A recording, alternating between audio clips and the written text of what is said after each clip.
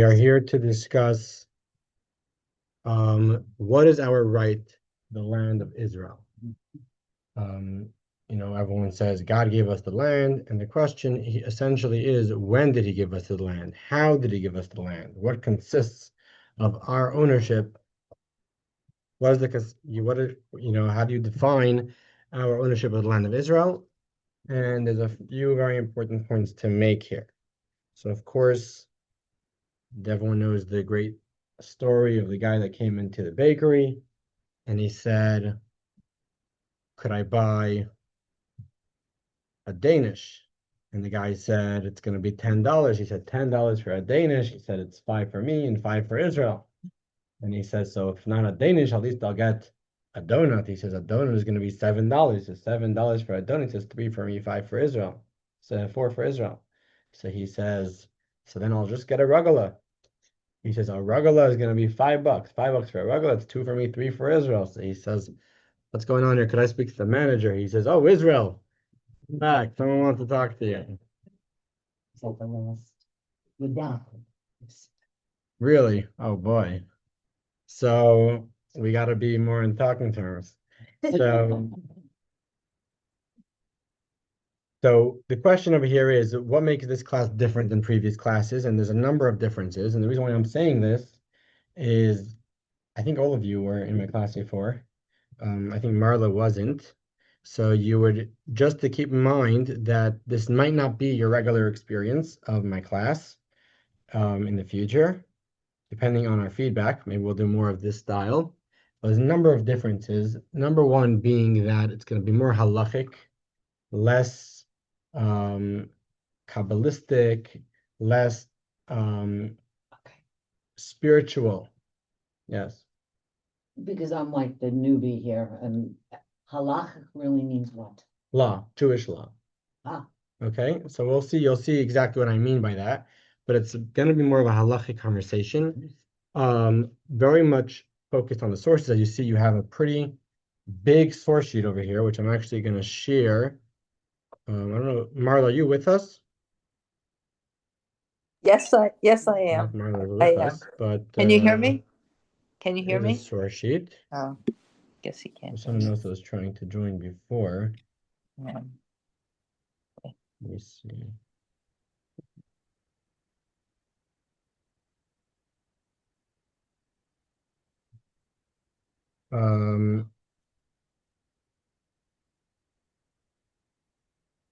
So that's number one. Number two is that there will probably be less conversation, a little bit of less conversation, A, because a lot of material, and B, because, as mentioned, it's more halachic, it's more just seeing the various opinions. We had a similar type of class once about the power of thought. You remember that one? And that was also a little bit more halachic geared, a little bit more halachic geared. Okay, so why is this a halachic conversation? So to begin with, it's important to mention that when it comes to talking about Israel, there's two aspects of the land of Israel. There is the ownership of the land, and there's the holiness of the land. These are two different aspects to the land, and they happen at two different times. So Marla's with us, so I'm going to share with her this sheet. And the reason why it's important to point that out, these two different aspects, I'm just going to put this in the settings over in the chat. So Marla, I'm sharing with you the link to the source sheet. The reason why it's important to point that out is because we today are going to be focusing on the ownership, not on the holiness. So in terms of questions like, is Israel still holy today? Or when did it become holy? Or what are the levels of holiness to the land of Israel? The various different levels. When did those various different levels happen? There's many, many questions with a lot of details, and it's at least one class for itself. And that's not going to be our discussion today at all. We're not going to be getting into that at all. Some of that might overlap with our conversation, but we're not going to be getting into that. The question today is, when did we take ownership? And the conversation about ownership is an interesting conversation because of the following. We think of the concept of making an acquisition, is that the way of pronouncing it, right? Acquiring something. So when someone gives you something and it becomes yours, it's very technical. In Jewish law, it's more than just technical. So from a technical point of view, to bring out the importance of it is, when do I say it's too late to go back on a deal? So we agree that I'm going to buy this cup of coffee from you, and I give you money for it. And then I say, forget it. Give me back my money. So the fact that I give you the money, did that close it, or did I have to take it to close it? When do we close it? If we both agree on me going back or going forward, then obviously that we're good. But what if we don't agree? And that becomes the question, how do you acquire it?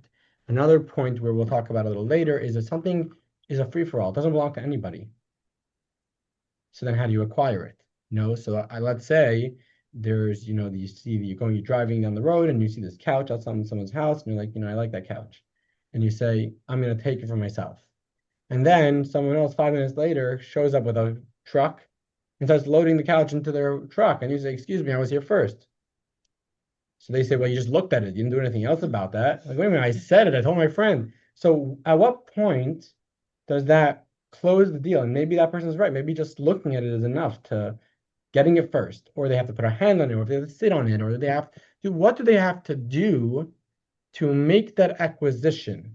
And here comes the question, what do the Jewish people do at what point of history to make the acquisition of the land of Israel, that now they become the owners of the land of Israel, which is again going to bring us to this halachic conversation of when did the Jewish people own the land, and we'll see how there were actually things that until today affect Jewish law because of that. So to start off with some of the verses, some of the scripture, we're going to be going to our source sheet, and in source number 1 and number 2, we have some of the many verses that God spoke to Abraham about the land of Israel. To be sure, God also spoke to Isaac and especially Jacob about the land of Israel, but we won't go into that too much because there's only so much you could say in an hour and a half, and we're already very late. So,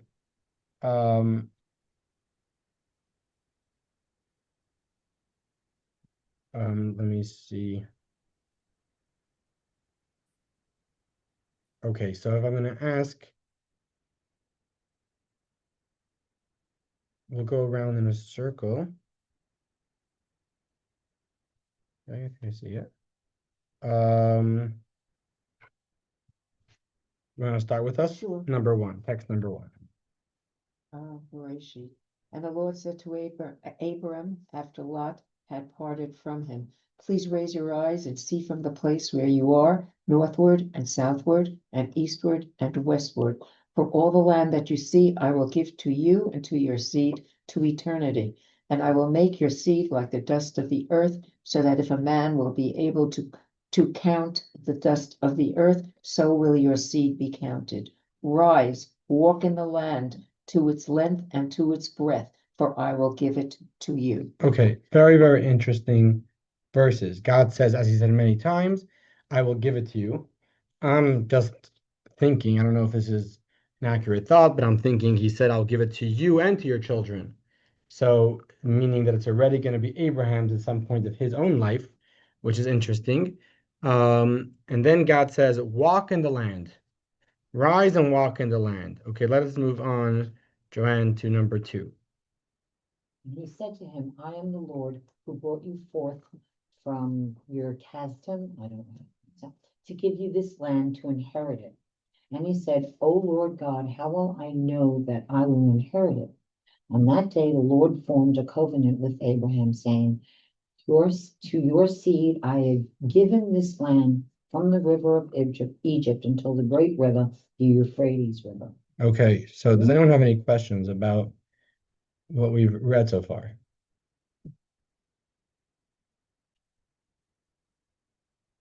Robert, Yes, that was the land of Canaan.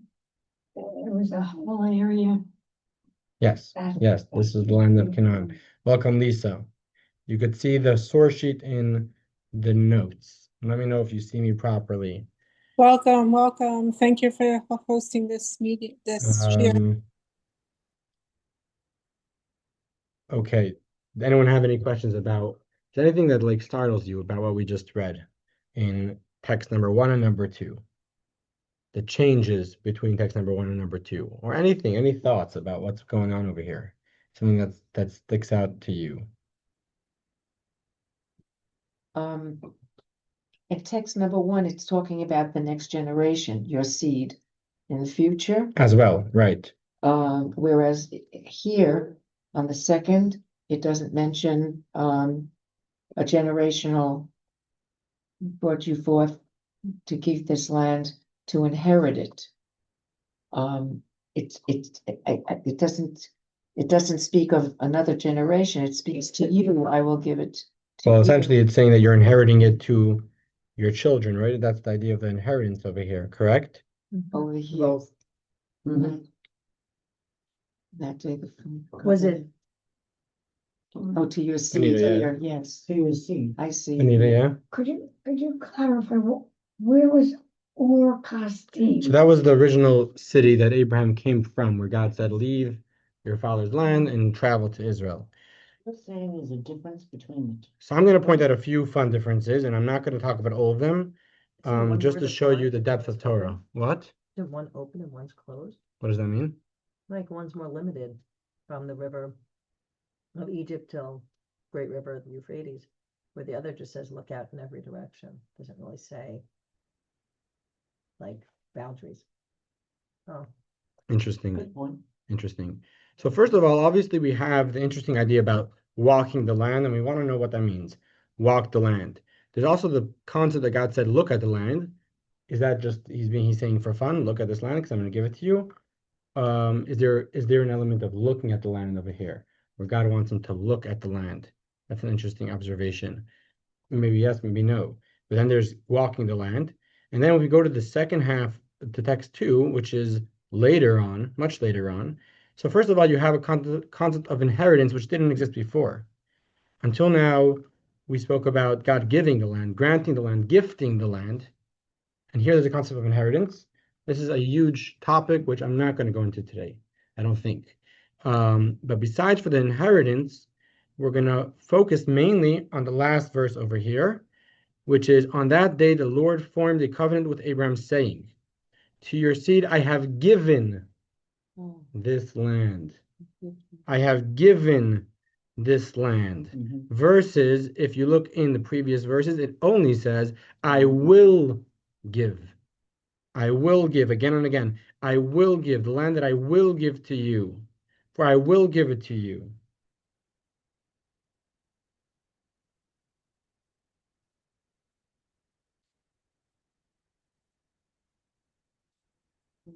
So the question over here is, when did God give the land to Abraham?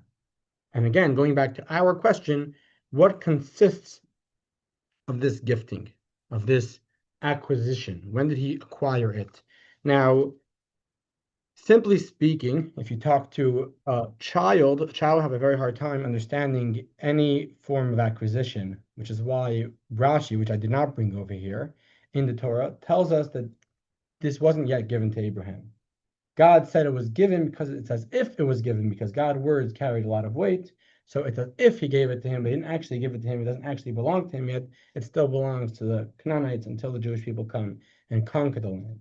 But as we'll see, Halacha says differently. Jewish law says that no, God actually gave it to Abraham. The verse is to be taken literally.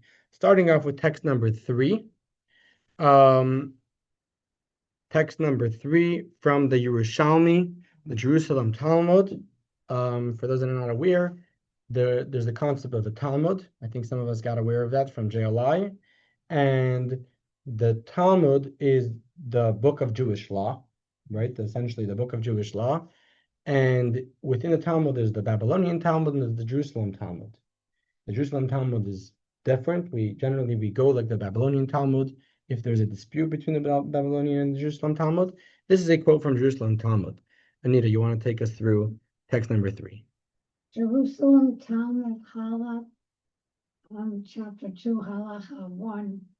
Regarding the land of Israel, even before they entered it retroactively, they had already inherited it. For Rabbi Huna said in the name of Rabbi Shmuel bar Nachman, it does not say to your offspring, I will give the land, but rather to your offspring I have given.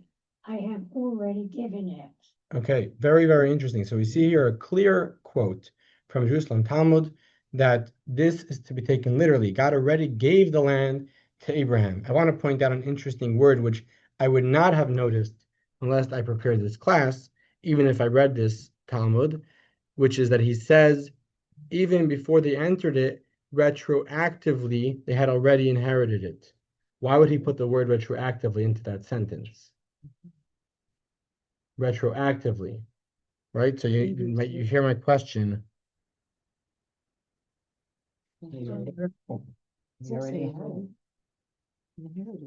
They knew when they were recording it, it had already happened. Right. So why is that retroactive? Well, Meaning anything that is something that happened in the past. God, if you gave me that cup of coffee and then I inherited it to my children, that wouldn't be a retroactive thing. That would be a continuation thing. You're saying retroactive, like reversing? Retroactive means that it goes back. So we're like now that it happened, so retroactively, right? Like I'll give you an example. But you didn't have it until now. So what happens is if someone But we're retroactiving it, meaning I got some farming and relating it to my business world. You have a membership, okay? And sometimes what you do is they may sign up in June, but then you say, you're signing up later than earlier, but it's retroactive, so you've had this for an extended. But that means that period of time. something later had to happen Right. for it to Something happen pretty- retroactively. Exactly. So essentially, what it seems to be saying that it didn't happen when God gave it to Abraham. But now it's being, Something later had to happen, in order to make. which seems to be like when they entered it. That's what had to happen. They had to have entered the land, and only then retroactively Abraham owned it. I think it's when he challenged, I mean, just according to this. It's just when, it sounds like it's when he challenged, well, how will I know when I inherit it? And That's a so good- at that day, they made that. Yeah, that's a nice observation. But my question is, my more like my statement is, again, let's read it clearly inside. And really this is for later in the class, but we've got into it, so I'll go into it right now. Even before they entered it, retroactively, they had already inherited it. So retroactively means when they entered it, then they inherited it retroactively, which means that before they entered it, they did not inherit it. They had to enter it to. Inherit it retroactively. You're following? Interesting. Yes. Did that have anything to do with when Abraham was circumcised? So When I think it was the Akedah, right? don't The think- act of no, the covenant is Akedah. later. Covenant happened. This covenant that we're talking about happened later. So we see over here a concept of retroactive, where somehow it was given already, but it wasn't really given already until we took it and then it was given. This is a very interesting conversation, and we'll have to see how that plays out. It's called cooking the books. Yeah, right. Thank you. What? It's called cooking the I books. happen to agree with you. Cooking the books. That's what we call, if you do this transaction at work, you get fired for cooking the books. Mm-hmm. What does that mean? It means that I record the transaction today and say, oh, by the way, this is Retroactive. effective 2 months ago, even though I declare it today. Right. So in halacha, Is in that what halacha, you're saying? an example for this would be not really, because halacha, because God gave it to Abraham then, not later. But didn't they have to enter it for them to? So an example in halacha for this, a very basic example, is you're going to give me the cup of coffee because I'm liking your cup of coffee. You're going to give me the cup of coffee on condition that I drink it. So when did I acquire the cup of coffee? When I drank it or when you gave it to me? No, but when you drink it. No, you gave it to me on condition That you drink. that I drink it. That you drink it. So you're giving it to me On that condition. on the condition. So if I don't drink it, you never gave it to me. But if I drink it, then when did you give it to me? When you were. When you gave it to Not us. when you drank it. God, this is all too confusing. Right? So That's that's called amazing. that's called a retroactive Okay. acquisition. Okay. If someone gets married, It's not binding on- until. You if drink- someone gets married You're on right. condition that they make a tumble sauce every day, someone says, I want you to be in shape, so I need you to work out for an hour a day, and that's my condition to the marriage. So if the person does their part, does that exercise every single day, then they were married from day one. But the day they don't do their exercise, they were never married, right?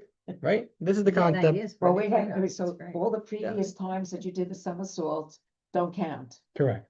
Oh, correct. God, that's Has to, right, because you Correct. have to keep that as Correct. like in concrete. This is the concept. This is a very interesting concept. We'll have to have that for another time.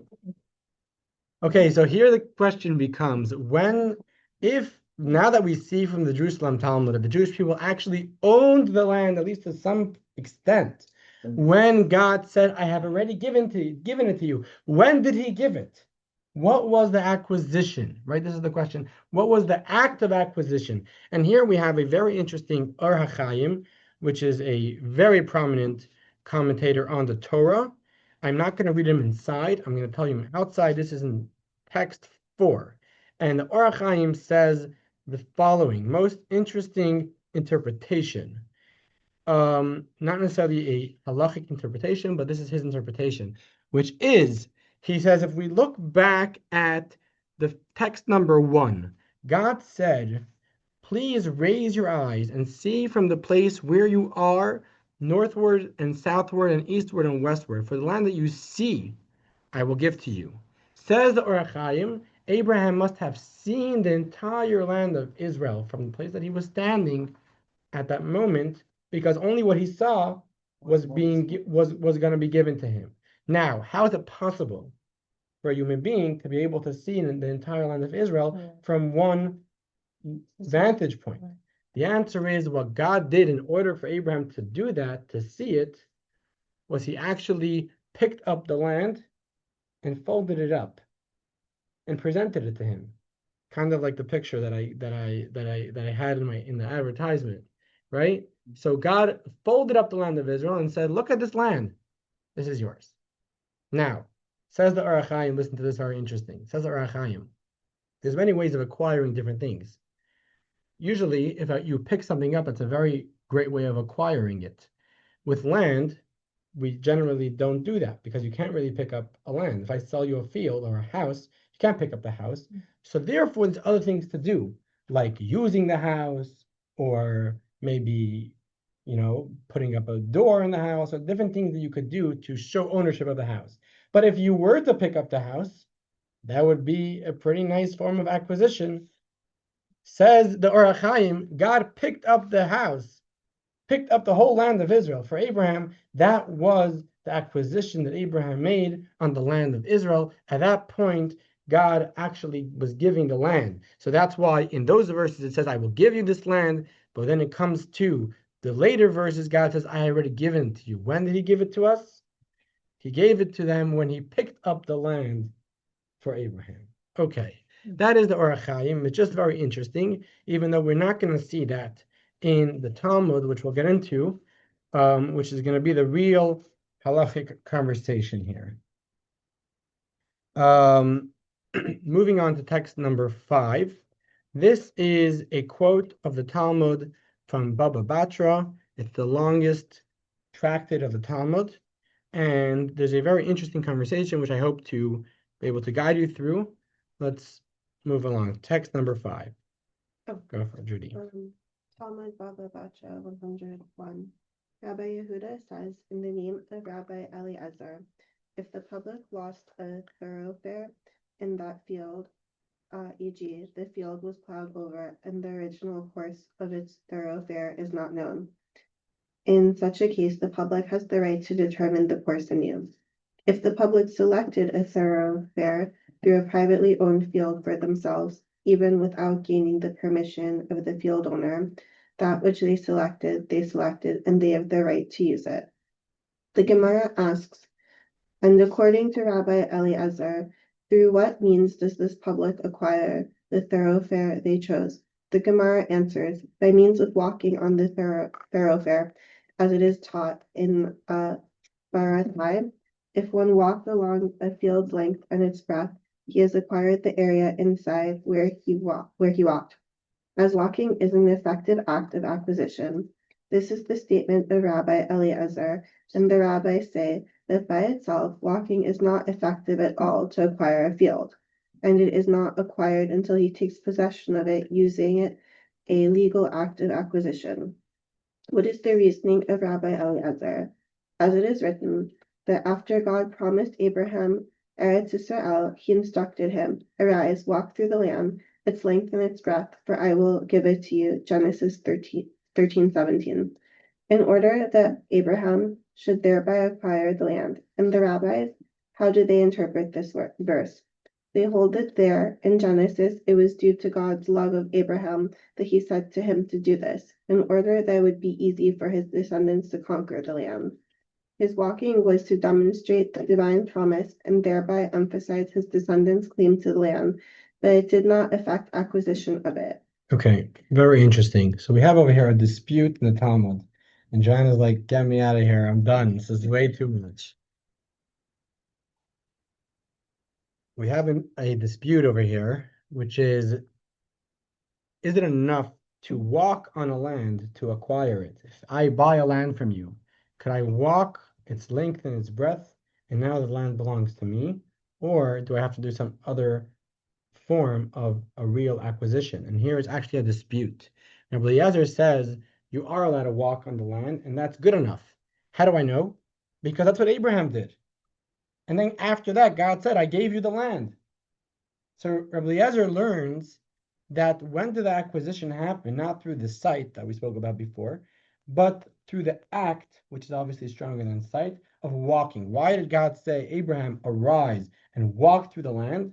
Because he was telling him, through this, you will actually be acquiring the land of Israel by walking the land. Okay? Some people explain that perhaps walking shows a certain ownership, because if someone's going to just stroll through this land as if he owns it, that's demonstrating a certain level of ownership.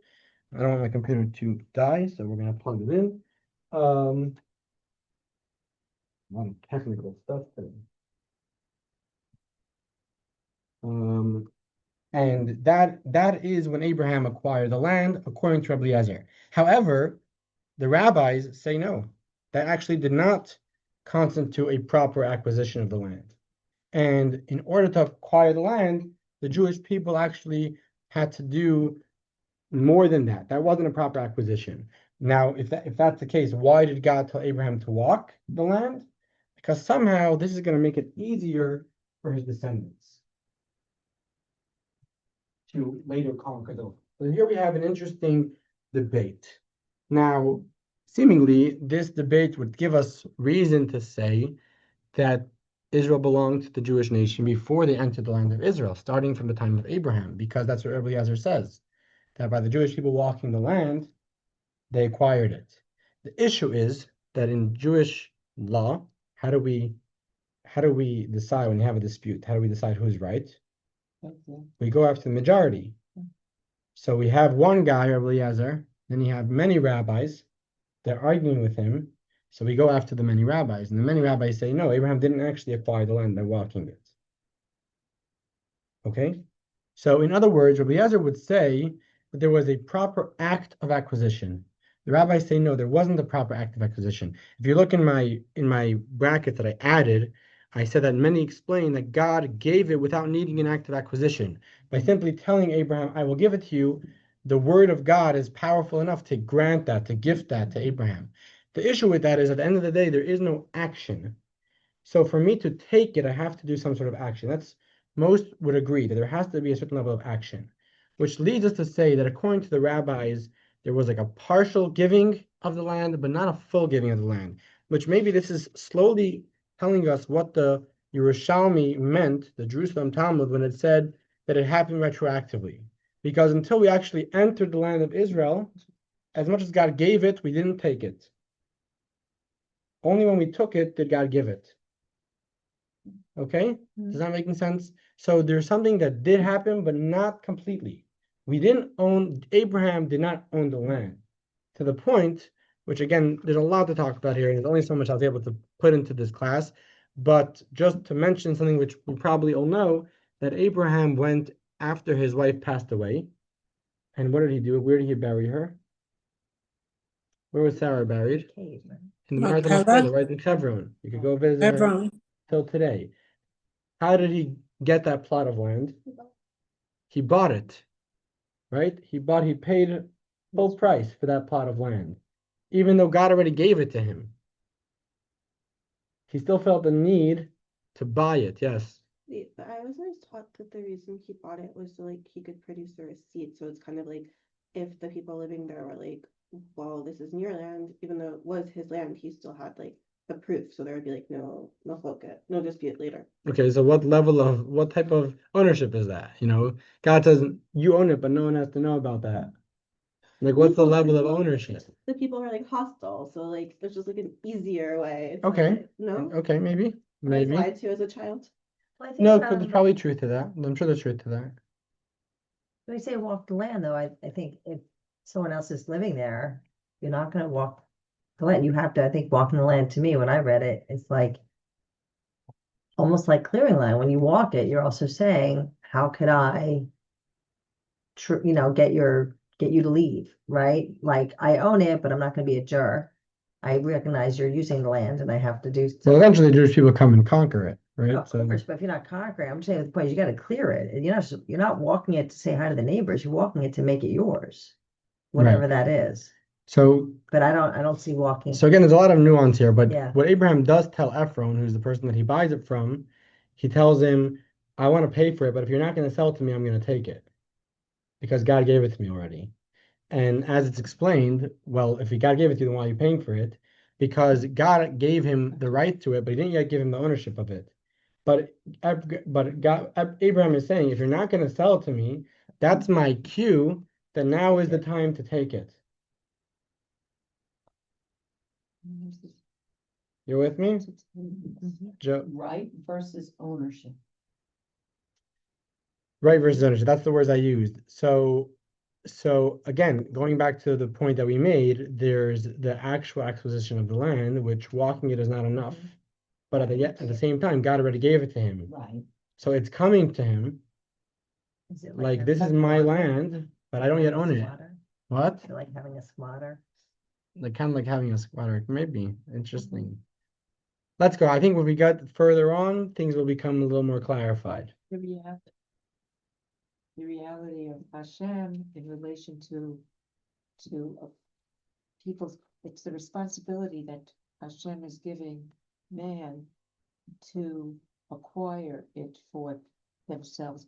He's giving permission to give us the land, but we have to, in our reality, take it for ourselves. So he's offering it.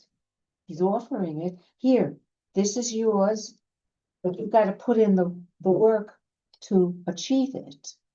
So you're bringing an ethereal spiritual idea of Hashem and bringing him into your reality of obtaining that land. Here it is.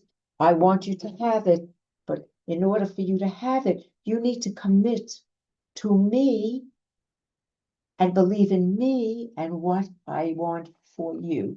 So that's the purchase, or it's the effort. If it's the effort that we have to make to have it happen.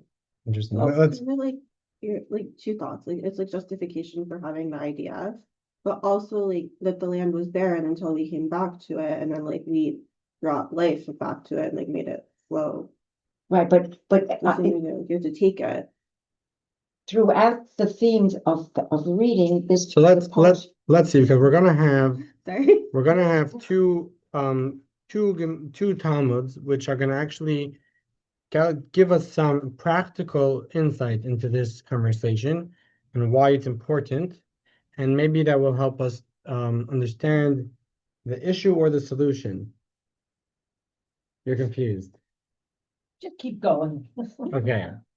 Text number 6. Yeah, I think we're up to you. Text number 6. This text actually discusses a very interesting story about the daughters of Tzlavchad. You could pronounce this as you wish. I don't know how it's pronounced, but in Hebrew the word is Tzlavchad.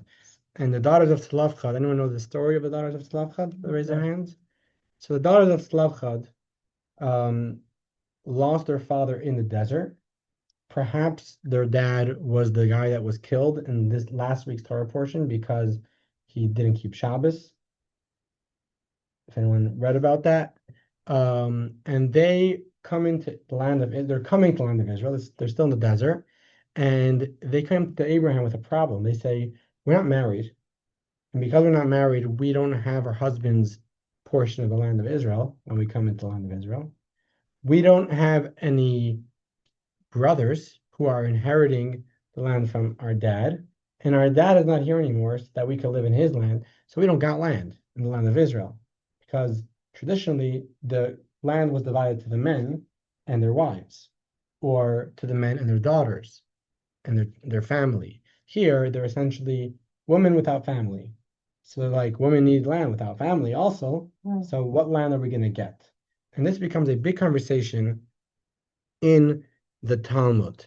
Let's see this paragraph over here. BA, go for it. Daughters of Tzlavchad.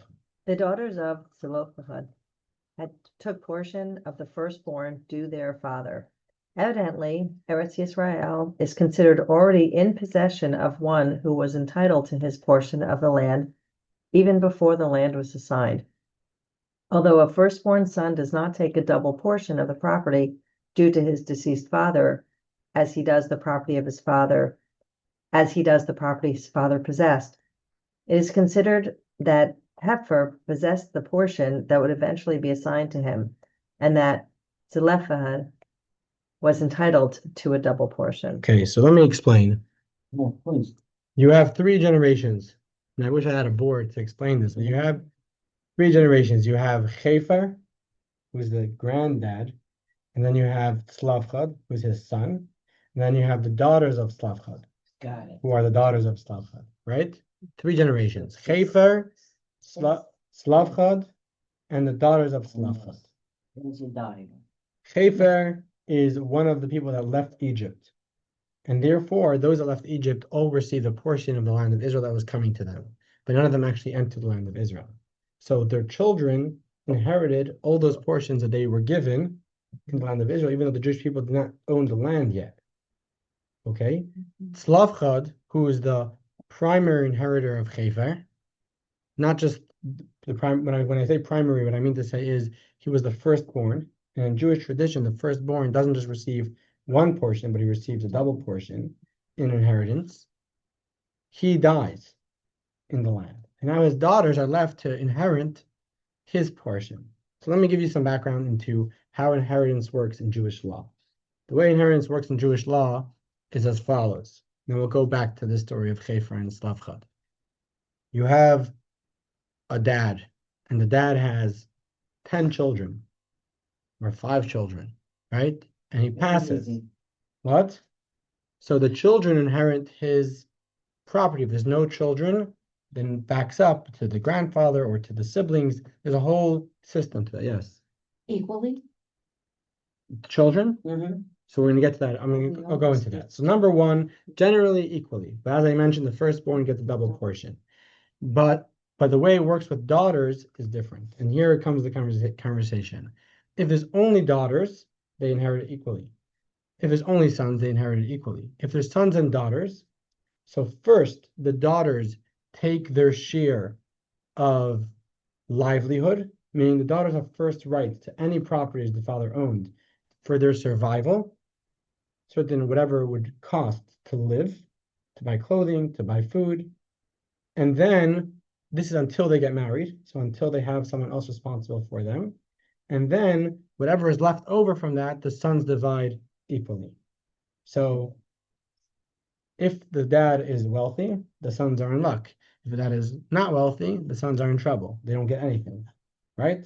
The daughters get first rights in terms of Right, but then when they livelihood get married, where does that go? That goes back to the sons? to the sons, Okay, right? So they only take enough to to be able to live. But like by livelihood, you don't mean land. Like it means like family businesses or like cattle Anything, or any will sell their land, anything, whatever he Anything. has, yeah, whatever he has will go back. If there's a debtor, if there's someone owes the father money, that debt now moves on to the Same way. same way.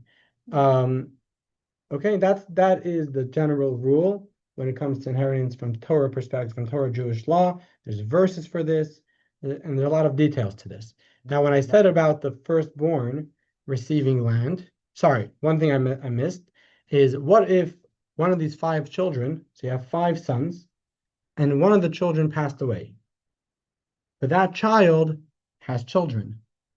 Those children become that father. They take the place of their father, and they become one of the equal inheritors among their uncles. Okay? Even if those children are girls, it doesn't make a difference because they're just simply the inheritors of their father. Their father's not here. The Zaidi passed away. They inherit their father's portion that was coming to him. Now, what if their father is the firstborn? That's 4. So we said before that the firstborn gets a double portion. However, if the father already passed, the children will not get a double portion. They'll only get a single portion. Why? The reason is as follows. Because a firstborn only receives a double portion in the assets that exist currently by the deceased, by the one that's bequeathing their estate. But if there's a potential ownership of something, for example, if someone owes money, so that money doesn't actually exist here, but it's owed here. So it's becoming to this estate, but it doesn't actually exist within this estate. The oldest son does not receive a double portion in that sum of money. So let's say the bequeathed person, the grandfather over here, has $1,000. But he also has someone that owes him $1,000. So essentially he owns $2,000. The $1,000 that he has will be split equally, but with the firstborn receiving a double portion. But the other $1,000 will just be split equally. The firstborn will not receive a double portion. Okay? Is this complicated enough? Yeah. I wish I had a board, but this is. With that said, that's the reason why if you have 5 brothers and the oldest one passed already, and then the grandfather passes away, the daughters of the oldest one will receive his inheritance, but they won't receive his double portion because that's not something which already exists in their father's possession. It's becoming to him. Since it's becoming to him, like we said before, the firstborn does not receive a double portion in something that's potential. They only receive a double portion in something that's actual. Okay? So essentially, the real conversation, as the Talmud explains over here about Slavcha's daughters, wasn't if they're going to receive their father's portion of the land. That was clear to them that they would receive their father's portion as he took it from Chefer, the grandfather. The question was, could they get a double portion in the land? And if you would ask me, I would say, no, they can't receive a double portion in the land. I would think, Right? but But God said, no, they do receive a double portion. Why? Because so the Talmud says the reason why they receive and I'll go back to what it says inside. The reason why they received a double portion, come with me. The daughters of Slavcha took the portion of the firstborn due to their father. Evidently, Israel is considered already in possession of one who was entitled to his portion of the land. Okay? Again, evidently Israel is considered already in possession of one who was entitled to his portion of the land. Says the Talmud, even the Jewish people didn't conquer the land, they already owned the land. Being that they already own the land, because Abraham walked it. Yes, you walked it, yeah. Right? Mm-hmm. So because they already owned it, they receive a double portion. But that's a problem with what we learned before, that walking is not good enough of an acquisition. So we seem to have a conflicting opinion here, where previously the rabbis told us, unlike Rabbi Eliezer, that walking doesn't actually acquire the land. While in the Talmud Baba Batra, we're learning that the daughters of Slavcha take a double portion because it already was owned by their dad before he ever entered the land of Israel.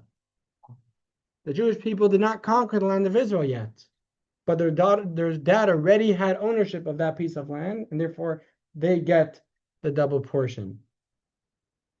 Okay, does this make sense? Yeah, it's sort of making sense. So the question is, how do we align this idea in Baba Batra that he already owned it before they conquered it with what we learned before, that walking the land isn't actually an acquisition?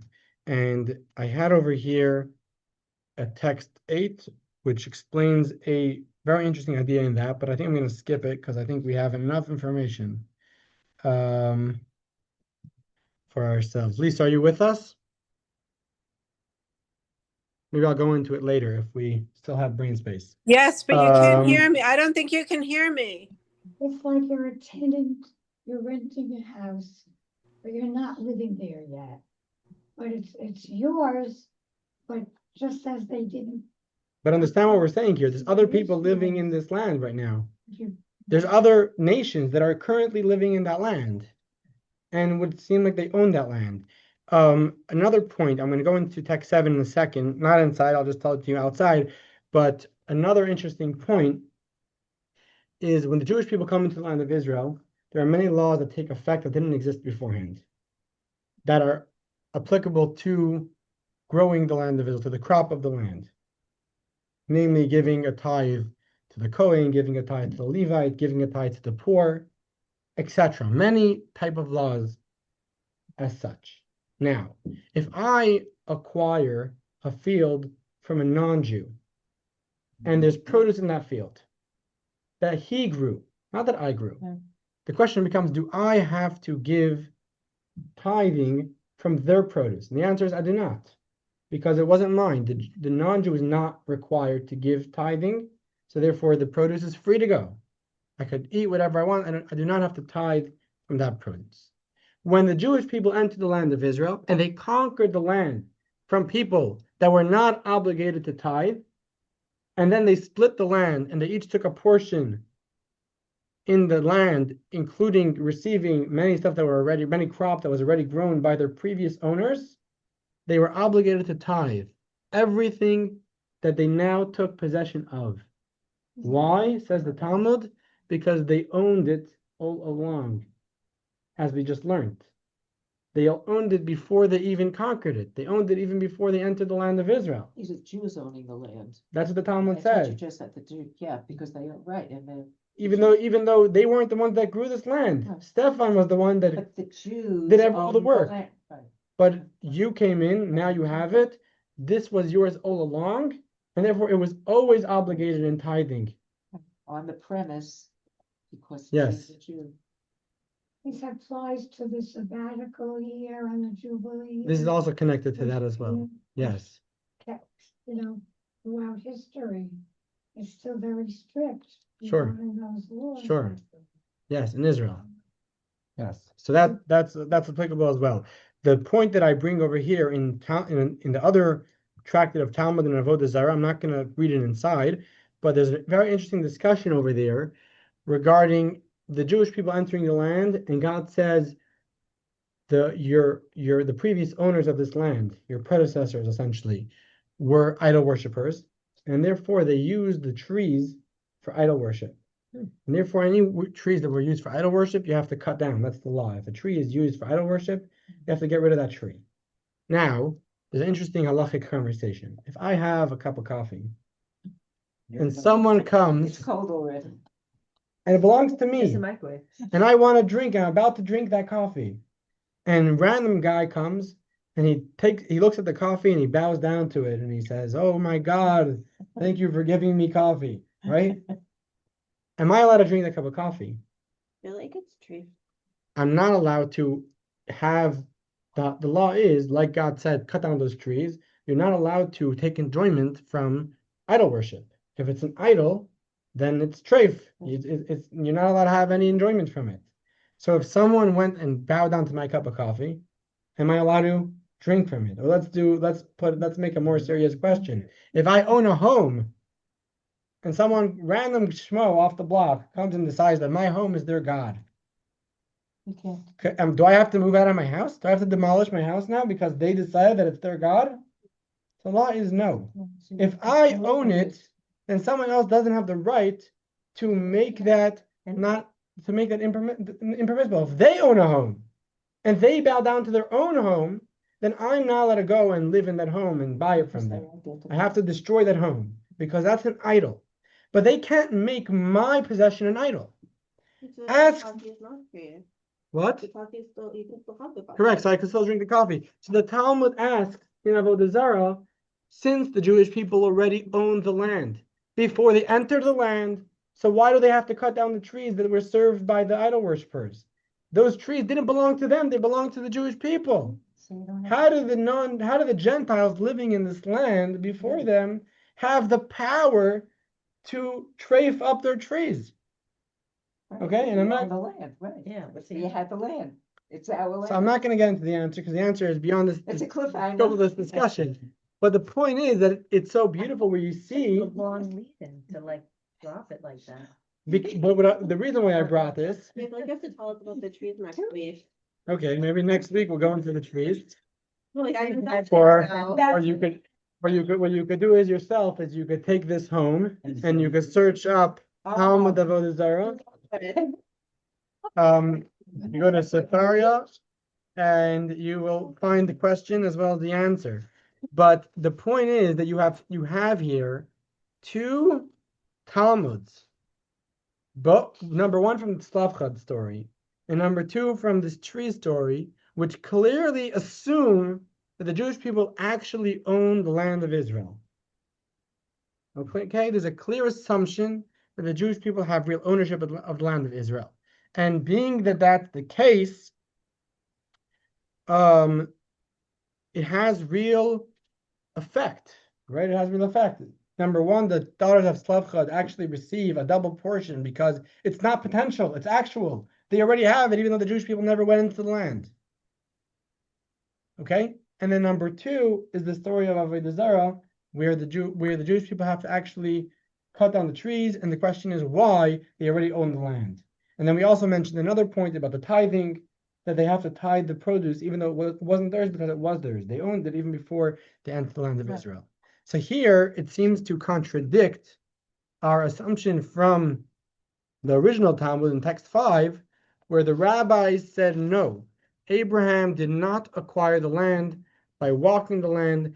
That was not enough of an ownership. Okay. This leads us to text number 9, which will hopefully shed light on this whole story. I'm not sure, but you'll find it if you look around. Text number 9 answers the question of this whole story. I'm going to take a minute before I get text number 9 to go to text number 8. Do we have enough brain space for text number 8, or we're really like let's go for it. overloaded? I'm not going to read it inside, but it's a very interesting point that the Yad Rameh, which again is a very, very prominent figure and interpreter of the Talmud, and he addresses our first piece. Why was it that the daughters of Slavchad were able to take a double portion in the land of Israel when they didn't actually own it yet? And he says the following. He says, why is it that a firstborn doesn't take a potential land or a potential asset? Because until their father or mother passes, they're not actually guaranteed that this land is going to come to them. Why are they not guaranteed? If their parent owns it, then they're going to get the inheritance. The reason why they're not guaranteed is because the parent could give it away. the parent could gift it to another random person, right? Or maybe in their will gift it to somebody. And with that said, they're not going to get that land. So a potential land, says the Yad Rameh, is not coming to the is not going to be a double portion for the firstborn, because he only gets a double portion in something that's guaranteed. So he redefines the concept of the firstborn not receiving potential land. What's his redefinition? His redefinition is, it's not about the fact that it's potential. It's about the fact that it's not guaranteed. Okay? Says the Yad Rameh, Israel is guaranteed.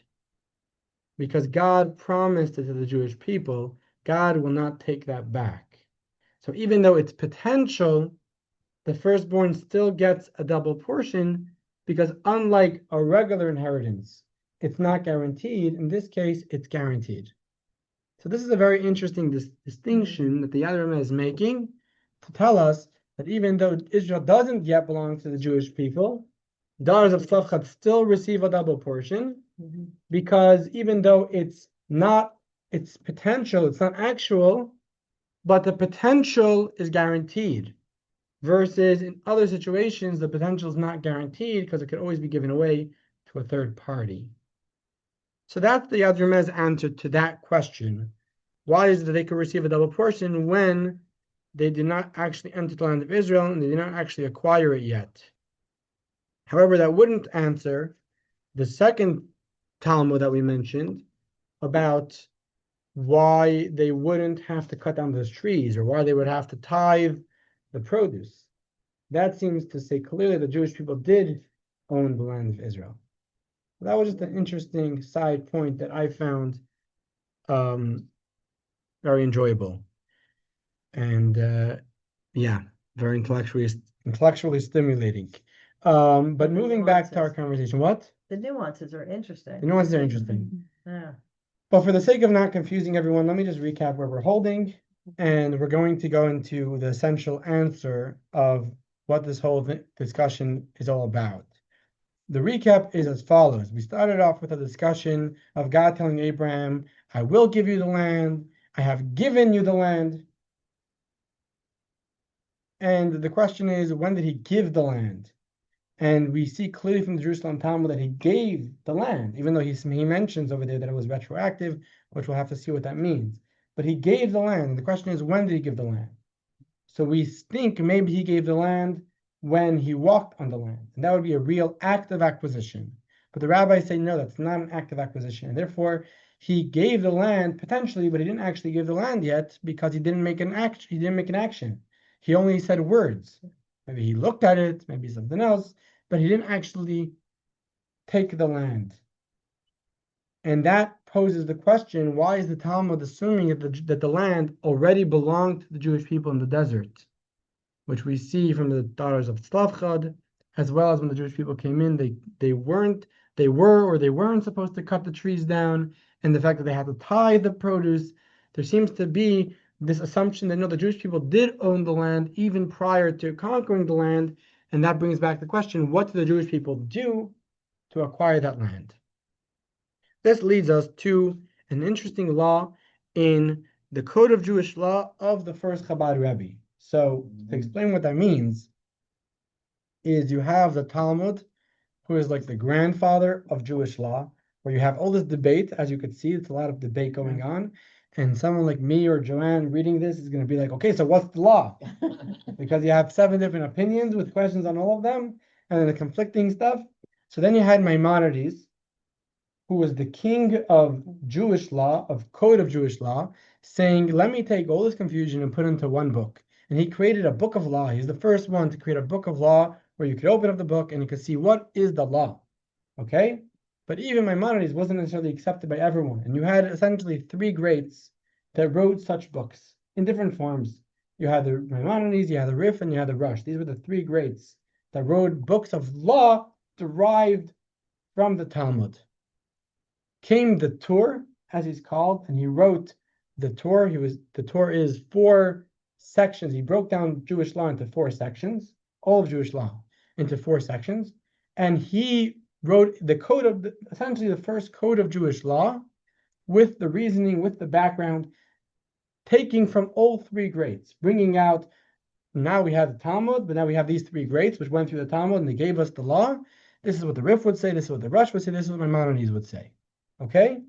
And this is what's called the Torah. The Torah helps us, but doesn't help us that much, because as much as he gathered it all, but he didn't tell us which one to go like. Sometimes he did, sometimes he didn't. He tends to like the Rush, so he usually goes like the Rush, because I think he was related to the Rush. But you have the Torah that took these three greats and put it into one book. Came a man by the name of Rabbi Yosef Cairo. Rabbi Yosef Cairo, and he wrote what's called the Shulchan Aruch, the Code of Jewish Law. And this is taking the Torah and saying the bottom line. It's much shorter than the Torah. It's not the Shulchan Aruch, the Code of Jewish Law. And he wrote down the law. Now, he was a Sephardi. Okay? At the same time that Rabbi Yosef Cairo was writing this book, the Code of Jewish Law, there was a rabbi in the Ashkenazi circles by the name of the Ramah, Moshe Isserlis, and he was also writing a Code of Jewish Law for the Ashkenazis. When he found out... What was his name? The Ashkenazi? The Ramah. He was known as the Ramah. The Ramah. And Sephardi was Cairo? What was Sephardi? Rabbi Yosef Cairo, yeah. He's called the Mechaber, which means the what's the Mechaber? Mechaber means the writer, or I don't know, I'm trying to think of the right word. The scribe, because he was the writer, the author, right? He was the author of the Code of Jewish Law, so he's known as the author. That's the regular term that you would use in yeshiva for the Code of Jewish Law. So you have this guy, the Ramah, who's also writing a Code of Jewish Law, and then he finds out that his friend in the Sephardi community is writing a Code of Jewish Law, so he throws his work out. He says, we don't need two, we just need one. So he gets rid of his work, but he takes the work of his friend and he puts it in his own notes wherever he disagreed with him. So you end up having is you have one book, the Code of Jewish Law, and in the Code of Jewish Law, this is law for everyone. But then you have where the Ramah disagrees, which essentially means the Sephardim are going to go like a base of Cairo, and the Ramah, the Ashkenazim are going to go like the Ramah, which is why Sephardim have rice on Pesach, and the Ramah and the Ashkenazim don't have rice on Pesach, right? Two Jews, 10 opinions. Two Jews and opinions, right? And again, this is all based on Rabbi Yosef Cairo's teachers within Sfard and the Ramah's teachers within Ashkenaz. Okay, following this conversation, this is the Code of Jewish Law. We have many commentators, and some commentators are coming to explain the Code of Jewish Law, and some of them are coming to with the Code of Jewish Law. And this brings us to, today's rabbi or last generation's rabbi who will go and analyze the Code of Jewish Law along with the other commentators and say, do we disagree with the Code of Jewish Law? Do we agree with the Code of Jewish Law? How do we take this to real life? And then obviously, how do we take it to more modern questions that come up, etc. The Alter Rebbe, the first Chabad Rebbe, was a brilliant mind, out of this world, a world-class genius, and he was given the mandate by his teacher, the Maggid, to write a Code of Jewish Law of his own. And this was to be a huge feat, and most of the Jewish world today actually uses this as a very fundamental book of Jewish law, because he went ahead and wrote down the law based on how he saw it, along with its reasons. When the Code of Jewish Law doesn't have reasons. His Jewish law has reasons, taken from the Talmud, taken from the commentators, and therefore this makes it much more of a useful book to be able to see how to apply it to real life scenarios. So moving on, after that long introduction, what? Who was that? The Alter Rebbe, the first Chabad Rebbe, Rabbi Shneur Zalman of the Yadi. So in his Code of Jewish Law, and I see we're running a little late, in his Code of Jewish Law, there's a section which is about the laws of Hefker. Hefker means ownerless items. Okay? How does someone acquire ownerless items, as mentioned before, that there becomes this conversation, like I said, the story of the couch, right? You see a couch on the side of the road, then someone pulls up with a pickup truck. Who owns the couch? And this becomes a big discussion, and he has a whole section about ownerless items. Now, in the Alter Rebbe's Code of Jewish Law, there's something called the Kuntras Achrein. The Kuntras Achrein is where he goes into very long discussion. So if you want to know the law, you don't look into the Kuntras Achrein. But if you want to know the real background, he could have pages and pages, and it's very cryptic, just citing very small, like tidbits of information from here, from there, bringing you to how he came to this law. Okay, and here we have a Kuntras Achrein, which is explaining why the Alter Rebbe assumes in the laws of Hefker that there is no ownerless land in Israel. If someone finds a land in Israel that's ownerless, says the Alter Rebbe, it's not ownerless. Someone owns it. Even if there's no owner, there is no owner. But there's a tribe in Israel that owns it, even though they're not actually living there now. They don't actually know that they own it. But in Jewish law today, there is no ownerless land in Israel. And here in the Kuntras Achrein, the Alter Rebbe is going to do us a favor for our discussion to say, wait, what? Is that true? Is there actually no ownerless land in Israel? What if there was a land that was never given to anyone in the land of Israel back in the day? Maybe no one actually ever acquired it. It's the state of Israel, which is to the Jewish people. No? So that would be like saying America owns the whole America. But if there's a land in America that's not owned by somebody, then you could go and live on there, right? You could take it because it's ownerless. Here we're assuming that there's no ownerless land. And the question is why? So let's look in 9. I'll read it because there's, like I mentioned, there's a lot of things he throws in, and maybe I'll be able to explain. Maybe we'll move through it. Let's see. That is to say, the land of Israel is different, for God gave it to them as an inheritance. So it seems that the Alter Rebbe is assuming that the Jewish people owned it even before they conquered it. God gave it to them, therefore there's no hefker, there's no ownerless land. And also adds the Alter Rebbe that the division among the tribes was by divine instruction through the Urim V'Tumim, as taught in Baba Basra. See also 106b. So that the Alter Rebbe is making mention that besides for the fact that God gave it to the Jewish people, when the Jewish people left the land of Egypt, they divided it. God divided it among them, as mentioned before, even before they conquered it. So the Alter Rebbe is citing this as another time when they were given the land by God on a more particular basis. They were actually being given parts of the land. This person is going to get this part of the land, that person will receive that part of the land again, even before they conquered it. So these are two steps that the Alter Rebbe is saying they were already given the land, and therefore there's no ownerless land. Let's move on, where it gets a little more complicated. And even though, nevertheless, it is not legally acquired by them, except through a valid form of chazakah, taking possession. Says the Alter Rebbe, wait, is that true that they already own the land?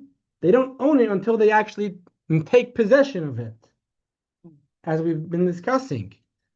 As it says in Kiddushin, which is another tractate, with what did they inherit it? Through dwelling in it. The Gemara in Kiddushin says, when did the Jewish people inherit the land? By dwelling in the land. And this is likewise stated in Baba Batra.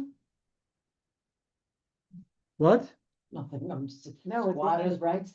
eminent domain. So the question over here is, if the Jewish people came into the land of Israel, but there was a part of the land that wasn't given to anyone, no one dwelled in it, Right. isn't that hefker? Isn't that no man's land? Isn't that for the taking? Because it was only owned once they dwelled in it. Says the Alter Rebbe, no. Why?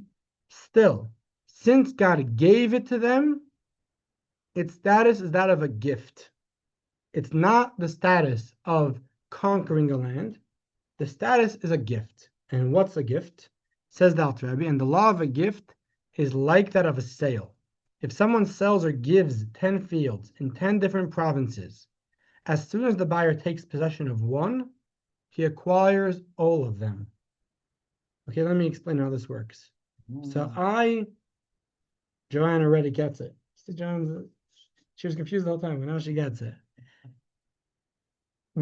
If I give you, 5 different properties in 5 different places, or you buy off me 5 different places, you only have to take possession of one of them to have made the acquisition happen to all of them. In business, I negotiated whatever, some stores for $1. $1 was given to me upon signing And that's when the This acquisition contract. happened. this contract. In reality, this exact thing happened Sure. to me. By $1, I gave over 4 stores to somebody in the business, in the industry that I was in. Mm-hmm. $1. So that's a similar concept, right? So let's break this down, and Joanne, you'll tell me if this is what you understood. What we're breaking this down is very simple. God gave the land to the Jewish people, but until the Jewish people took it, it didn't belong to them. But how much of the land did they have to take for it to belong to them? To take all of it. Just one part. That's The right. second they took one part, it was all already taken from when? When it was declared earlier. From when God gave it to them, right? Yeah. Again, if they only took it when they conquered it, so then they would have to take the whole thing. They wouldn't be able to just take one part. But because it was really given to them when God gifted it to them, they only had to take one part. But until they took that one part, the gift didn't take effect.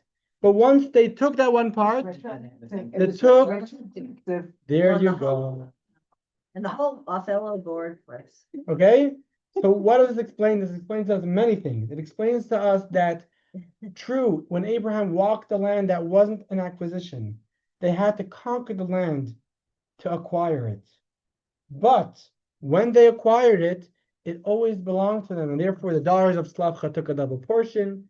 Therefore, they had to tithe it because it always belonged to them. And therefore, the question is, why do they have to cut down the trees when it belongs to them? You follow me? Everything falls into place. Because when did God give us the land? He gave it to Abraham. But when did we actually take ownership? When we came in and conquered it. We see this from this part of the Alter Rebbe. And finally, to close off this conversation, this was that. And finally, to close off the conversation, yes. Could you give us, or I'm speaking as a group, that one summation that you just stated? God gave Do you remember land what to you just said? Abraham. In other words, or just that concept. I'll give it in a second, but really, Please, you have that it. ties it for me. Really, you have it in That number 9. information just- Really, you have it all in number 9. Number 9. In number 9, essentially, you have it all Yes, there. Because that's. But I will get to that in a second. I just want to close off with this quote from the Rebbe. Not an actual quote, but it's just the idea that he talks about, which is the following. In terms of ownership of land, there's 2 aspects to every land. Okay? Or 2 aspects to everything. There's the usage of it, and then there is the thing itself. Now, what is that supposed to mean? So let's talk about this cup of coffee, for example. I'll bring it next week. Whether you own the cup of coffee or I own the cup of coffee, what changed about the coffee when it changed possession? Did anything change about the cup of coffee?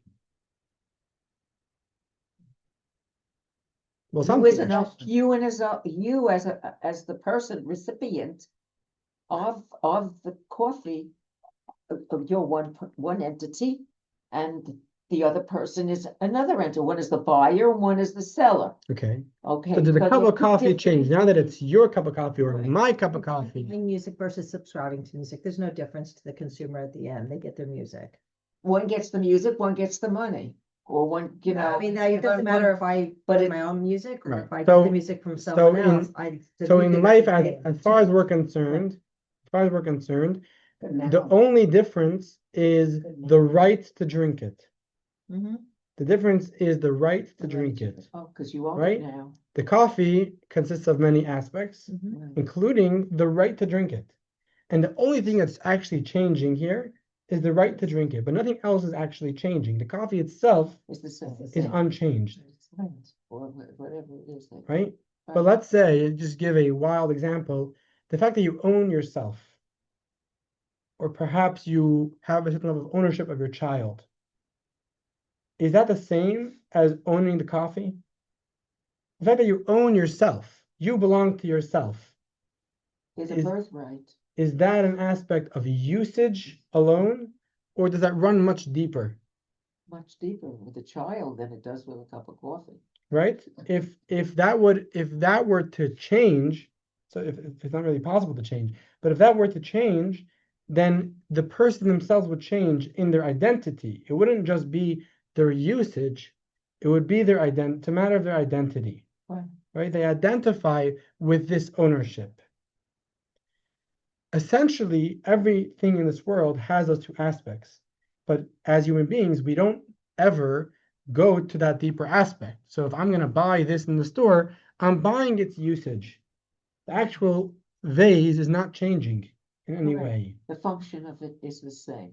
Correct. It's- It is the same That's thing. what its function. The land of Israel, being that it was created by God and was given to us by God, it follows that when God gave it to us, He didn't only give us the usage, but He gave us the very fabric of the land, that it is now the land of Israel. It's not land belonging to the Jewish people, like America belongs to Americans. But then when Indians come in, it belongs to the Indians. The land of Israel belonged to the Jewish people in the sense that the actual land changed. It became the land of Israel. And therefore, even when someone else comes in and lives in that land, and the Jewish people don't live there anymore, it remains the land of Israel, because what was given to us is not just a usage. What was given to us is the very essence of that land. A birthright. Or It's not even an It's- ownership, like, doesn't sound like an ownership. It's an identity change over here, not a birthright, because a birthright is about our connection to the land. Here we're talking about the land's connection to us. We're saying the land is a Jewish land. The actual fabric of the land is now a Jewish land. Why? Not Because- owned by a Jew, or not owned by Jewish people, but the land is Jewish. Why? Right, Because through it a was Jewish given land, to it's us, Jewish. because it was what I'm given to saying. us by the creator of the universe. That's why. Right. So He has the power to change that. And that's why, no matter whatever happened in history, we never lost that right that was given to us by God to Abraham, which came into effect when we entered the land, because what we were taking was far deeper than just the raw ownership. And here, just to close off with a very cute idea. What? Yeah, Lisa's, that's why I pointed up there. Lisa, you wanna Lisa's- say something? You have a question? Click on the view. Oh, yeah, I was wondering if you could hear I me. think Can you're you hear me? muted, maybe. Oh no, you're not muted. Can you hear me now? I don't Yes, hear yes, you. no, no. Yes, yes, no, volume no. up? Hello, My hello. volume is up. My volume Your is up. function volume, yeah, on the machine. Is hers up? Yeah, press Let me view. ask you, I have one. Try now? Lisa, try. No, can you hear me? No. No, 1 sec. Maybe try now? no. Yes. Can you hear me now? Yes? Yes. Eureka. Okay. I'm just grateful for this class, and I did have a couple of comments, and as far as the cup of coffee, it's our actions changes, but not the cup of coffee. The cup of coffee remains a cup of coffee no matter who owns it. Correct? Correct. Just asking. Okay, good. All right. Sorry, everybody. Okay. No, not at all. So good. So So what I wanted to finish off with, which I thought was a cute idea, is if we're going to go back to text number 1, we'll see how God said, look at the land and then walk the land. Why both? Why look and then walk? And the Meshech Chochmah says something very cute. He says, as mentioned, there's 2 parts to the land. There's the essence of the land and there's the usage of the land. The usage was taken. The usage was being used by other people. And therefore, to look at it wouldn't do anything. He had to walk it, and maybe walking did have an effect or did not have an effect. Maybe the Jews people had to conquer it. But then when it came to the essence of the land, that was essentially hefker. It was ownerless property. Okay? The essence of the land was ownerless property because no one actually took that. It was null. They were just using it, but it was unattended to. And there is an opinion in the Talmud that holds that if something is ownerless, looking at it is enough to acquire it. God told Abraham, look at the land, and therefore with that you're going to take the ownerless part, which is the essence of the land, and then walk the land, which will maybe somewhat take the actual part, the practical part, and then the Jewish people will conquer it, which will finish off that sale. Okay, so just to go back to, you requested a quick summation of everything that we spoke about. Those words, reciprocal. The reciprocal acquisition. The acquisition, Right? right. So we started off by talking about how God gave the land to Abraham. The question is, what did we do to acquire it? The answer is, we went into the land and conquered it. But when we did that, it happened retroactively because it was a gift. And the gift you need to acquire, you need to take it to make the gift happen. But then when did it happen? It happened when it was gifted to us. Okay, thank you for joining us, and love to hear feedback. I know this was very heavy, and it was a lot of back and forth. This is what we do in yeshiva, so you got a taste of the yeshiva experience. I have a question. So special. Thank you. So special. Wow. Pleasure, yes. How do we convince others outside of this room and other places of this type to accept what we have discussed in this room today? Okay, that's a very good question. The Rebbe, the Rebbe's take on our position of what Israel has to be was this: that we cannot go back to 1948 to claim right of the land of Israel. What we have to do is go back to God giving us the land of Israel. And the reason the Rebbe said is not because that's going to convince the nations necessarily. Some might buy into it, some might not buy into it. But for our own self-esteem, for ourselves, to be sure of our ownership, and for our teens on campuses, to be sure of their own right in the land and not be haunted by other people's claims, is only by holding on to this eternal right of the land of Israel. The moment we go into the conversation of 1948 and who did give it and who didn't give it, it gets very muddy, and then we don't have, then we lose our rights because we're not sure ourselves. But when we're sure, so someone else could doubt it, but they see that we're sure and they'll respect that. And we've seen that in history, that when the Jewish people, like now, we're seeing that. When the Jewish people are coming out and saying, God gave us this land, then no matter if you agree or not, what you do know is they have a real claim.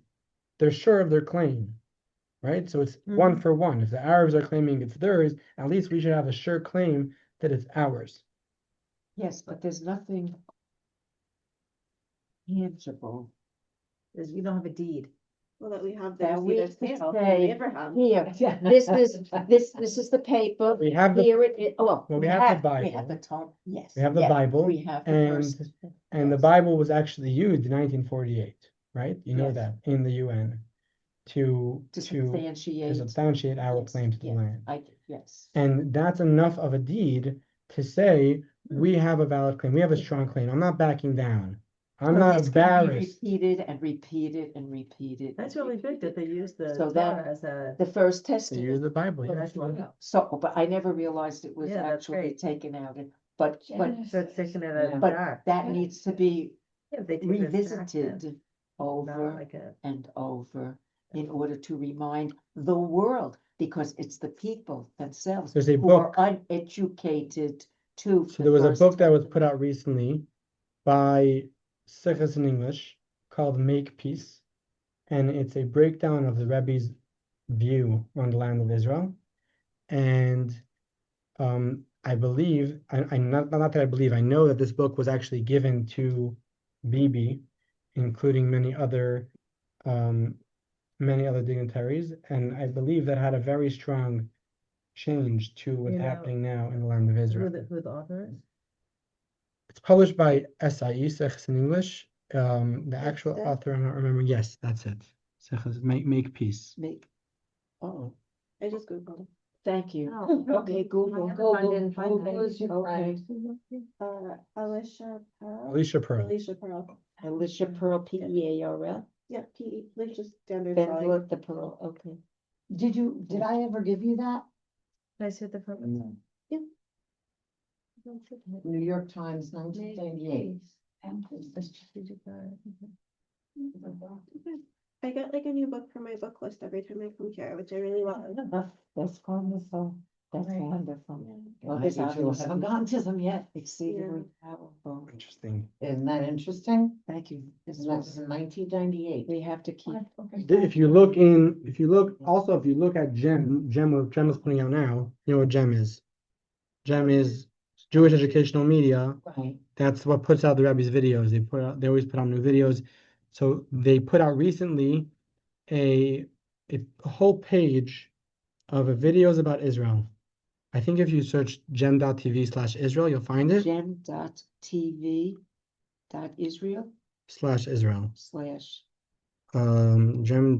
/ I think that's where you'll find it, but it shouldn't be too hard to find. They're going on like Instagram, like I've seen them a lot. Yeah. Me too. Instagram. They're like going Yeah, around. gem.tv /Israel, and they have a lot of guidance in terms of the Rebbe's view, and I'm not seeing it right here, but they recently put out, including Bibi's guidance that he was given over the years, they recently put out like 2 films really breaking down the Rebbe's position, but I'm not seeing it here. Actually, we saw something at the Chabad.